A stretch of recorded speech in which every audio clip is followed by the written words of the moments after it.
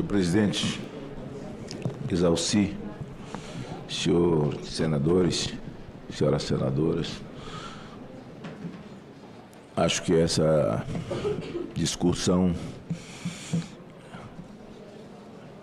que está posta e que acho que não chegamos nem a um terço de discutir a profundidade desse assunto, porque ele é altamente letal. Ele é letal. E necessário se faz que a sociedade como um todo se levante. As associações de que tenho aqui na mão são associações que todos já citaram, que está na mão de todos, repudiando, se posicionando. Mas volto a dizer, na minha introdução, que não se separa um homem das suas convicções e que no processo eleitoral ninguém fala isso, de que a religião tem que ser separada da política. Um homem é religioso, eu sou de confissão evangélica, mas a igreja, seja ela de qualquer confissão, serve para os políticos no processo eleitoral. Depois que passa o processo eleitoral, aí as pessoas acham que tem que separar.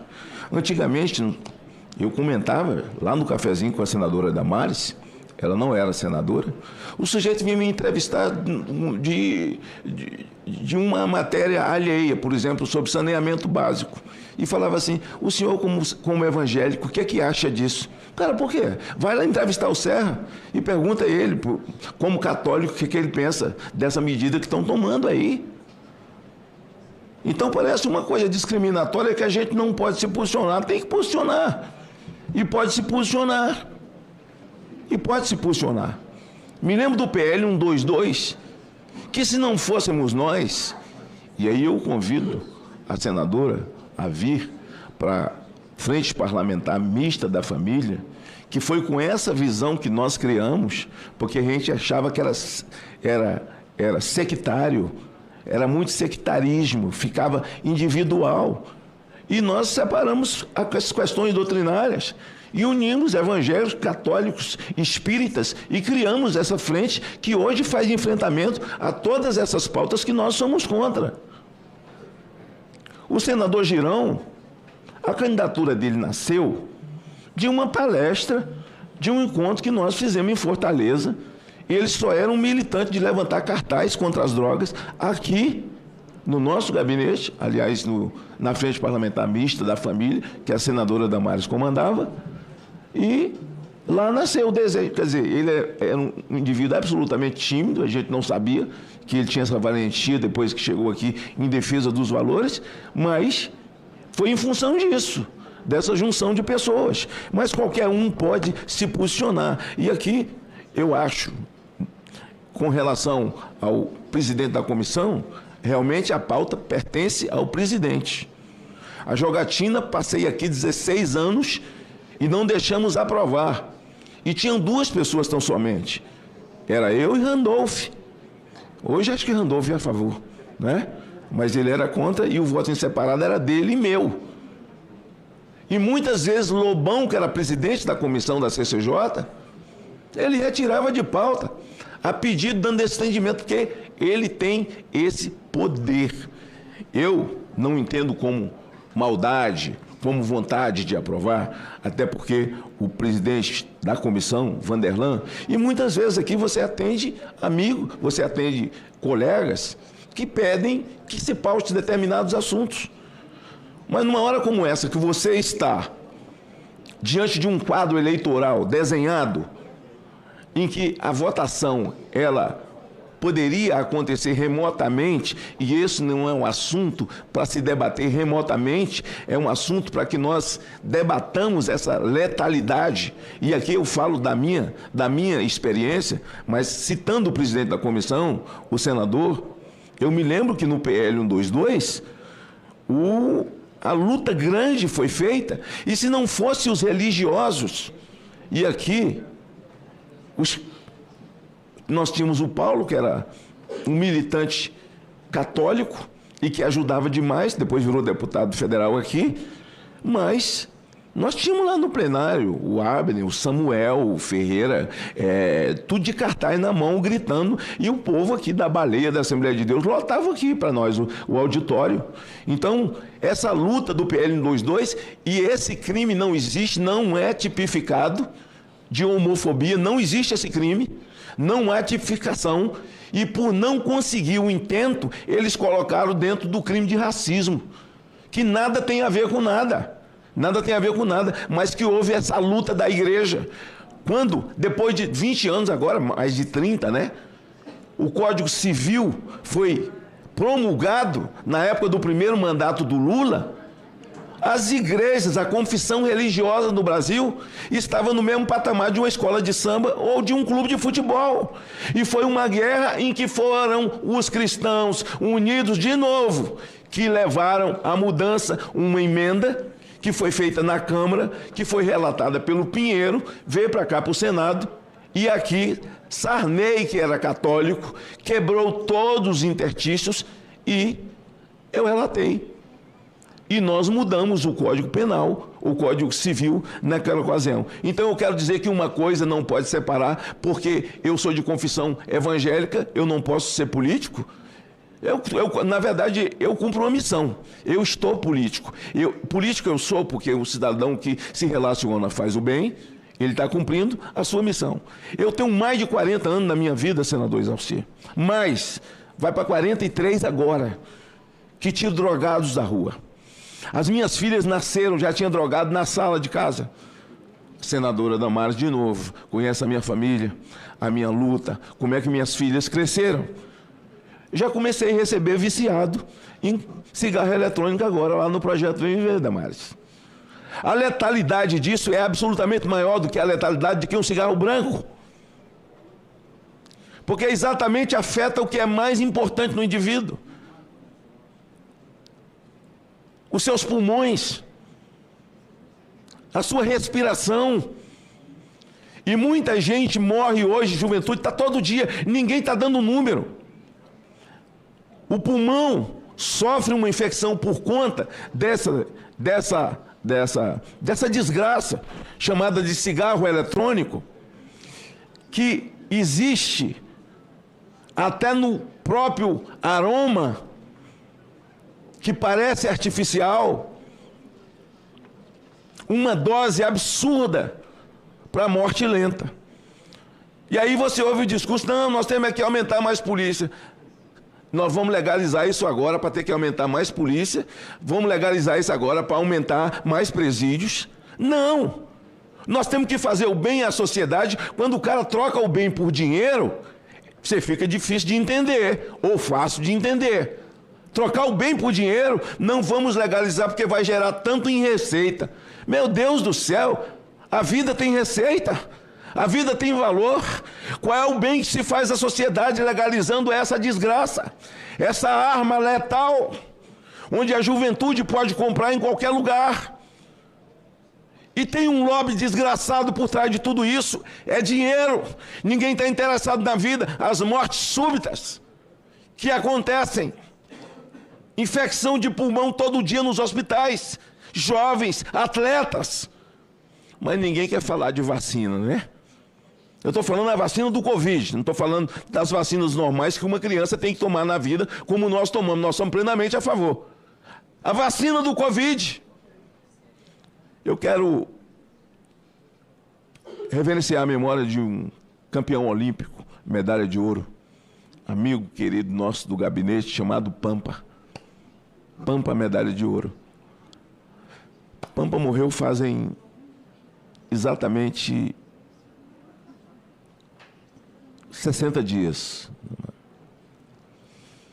Apareceu um nódulo no pescoço dele. Pampa só era um atleta. Foi vacinado. Pampa não fumava. Ele tinha que tomar 4 doses de quimioterapia. Ele tomou 3. A 4ª foi bater no pulmão dele, num órgão vital. E rapidamente Ele foi jogado na UTI. Rapidamente, ele se foi. Ora, a casa que reúne para fazer lei não pode achar que o bem maior é arrecadação, é dinheiro para a nação. Nós precisamos incentivar, é que tenhamos coragem de fazer enfrentamento à repressão, ao crime. Mas o que esperar num momento desse como o país, onde tem um ministro da Justiça que diz que é preciso humanizar os pequenos crimes, onde nós temos uma Suprema Corte que toma para si a responsabilidade de forma irresponsável, porque a eles não é devido constitucionalmente a legalização de drogas, a legalização da morte. E essa casa toma a sua providência, meia boca, ao meu ver, meio tímido, ao meu ver. Aquilo que é mais importante, decisões monocráticas, colocar a posição no seu devido lugar,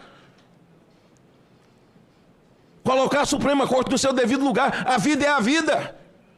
E a vida não pode ser trocada por a ideologia de uma ministra ou de 3 ou 4 cidadãos que pensam que tem poder mais do que Deus, para que um ministro seja levado como o Toffoli, dizer que eles têm mais de 100 milhões de votos. Que voto?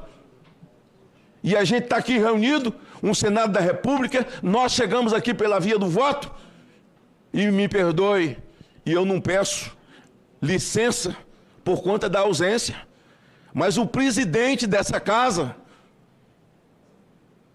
o Brasil é órfão dele. É órfão dele. O dever de casa, de botar as coisas no seu devido lugar. Porque se nós derrubarmos essa desgraça aqui, o lobby, que não tem compromisso com a vida, vai tentar legalizar pela via de uma decisão monocrática, que agora diz que o Lira resolveu sair e resolveu colocar para votar na CCJ, e que a velha mídia já está chamando de retaliação de Lira ao Supremo, porque vai votar o fim do voto monocrático, decisão monocrática num pedaço de pão. É preciso que resgatemos a Constituição brasileira, a força do parlamento, a força do Senado. É preciso que esse Senado tenha coragem de pelo menos convocar o ministro Alexandre de Moraes, os ministros do Supremo, pelo menos convocar. Se não quer impeachment, porque essa conversa fiada de que não adianta botar impeachment, porque não vai passar. Não interessa, presidente do Senado, se vai passar ou se não vai. O seu dever é fazer, porque é monocrático. É monocrático. É você que assina. Agora tomou uma ordem de Flávio Dino. Flávio Dino deu uma ordem a ele. Suspenda as emendas de PIX. Alguém pensou diferente, que Flávio Dino no Supremo ia ser o que ele falou aqui? Meu Deus, agora estão pagando o preço. Nossa, e as nossas emendas? Veio um repórter me perguntar, senador, e as emendas? Não tem nada a ver com emenda, rapaz. Como é que vai ficar esse negócio? Pergunte para o presidente da casa, pergunte para quem votou em Flávio Dino, pergunte para quem votou no filhote de Lene, pergunte a ele. E que também é a favor da humanização dos pequenos crimes, enquanto o ministro não entregou uma imagem dessa pouca vergonha, dessa coisa putrefada que aparece agora, que são as conversas, 6 gigabytes de conversas dos assessores do ministro Alexandre de Moraes. Agora essa casa ou toma uma atitude ou fecha. Ou toma uma atitude ou fecha, porque isso aqui é um peso para a nação. São salários pagos. Isso aqui tem um orçamento maior do que muitas cidades no país. Um peso morto, que não reage nas necessidades do país. Nós tínhamos que estar discutindo, era isso. Discutir cigarro eletrônico, joga isso no lixo. Pelo amor de Deus, isso é letal. Isso é letal. Isso é morte lenta. Em nome da arrecadação, também só se fala em arrecadação, né? Só se fala em arrecadação. E sempre o furo, sempre o furo, sempre o furo, a arrecadação sempre o furo, sempre o furo, sempre o furo, sempre o furo. Nós estamos caminhando para o cumprimento do programa de governo dessa aranha comunista que colocou as patas em cima do Brasil. Porque esse é o projeto. O partido vive nababescamente, numa ditadura, e o resto vive de cesta básica. Eu sei, senhor presidente, que o assunto em voga é esse, mas eu queria dizer, todo argumento é esse, legalizar maconha. Ah, todo mundo já fuma maconha, então vamos legalizar, vamos colocar imposto em cima que gera imposto para o país. Essa foi a conversa fiada na época da lei seca para poder legalizar o álcool. O grande drama da sociedade é álcool. Eu, na minha experiência, recuperando drogado, para mim, de cada 50 viciados em cocaína que recupero, só consigo recuperar um bêbado. O que bebida alcoólica faz no sistema nervoso de uma pessoa, aqui tem um médico, no sistema central de uma pessoa. Ah, e arrombamento de banco? Existe. Vai legalizar? Espancamento de mulher? Existe. Vai legalizar? Não. O presidente da República disse que se não for dentro de casa, for num outro lugar, pode. E o filho dele pode também bater em mulher. Ora, violência doméstica existe e agora vai legalizar, porque aí pode legalizar e aí tem imposto para ser cobrado para a nação brasileira. Nós devíamos estar discutindo outra coisa. É o respeito à Constituição, é a retomada do Estado democrático de direito desse país. E só o povo pode fazer isso. Ulisses dizia, só o povo pode ajudar o povo. Só o povo pode ajudar o povo. Eu fiz 2 ofícios, convocando os 2 ex-juízes. Um foi demitido sumariamente, o outro já não estava mais, dentro desses gigabytes das revelações dos assessores de Alexandre de Moraes, para que eles venham à Comissão de Segurança, até o senador Petecão acabou de chegar, que é o presidente da comissão, para que eles venham à Comissão de Segurança para poder nos explicar, até porque é muito sério.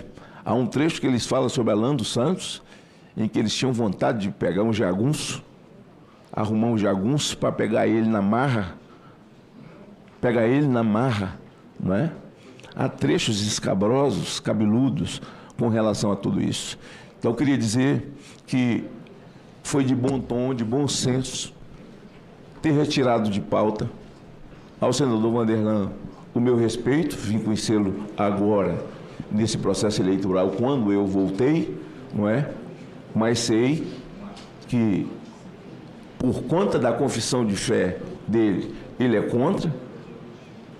Os líderes da Assembleia de Deus, onde ele confessa a sua fé, o bispo primaz Manuel Ferreira, Samuel Ferreira, que é o presidente da denominação, e Abner Ferreira, que é meu amigo particular, meu amigo do coração, com quem converso, no PL 122, aquele chamado PL da homofobia, em que eu lutei 8 anos aqui, depois mais 3 anos com a chegada da Marta, para que isso não se tornasse verdade, aquele PL tão brutal contra a vida, contra a família e valores, foram eles que estavam aqui.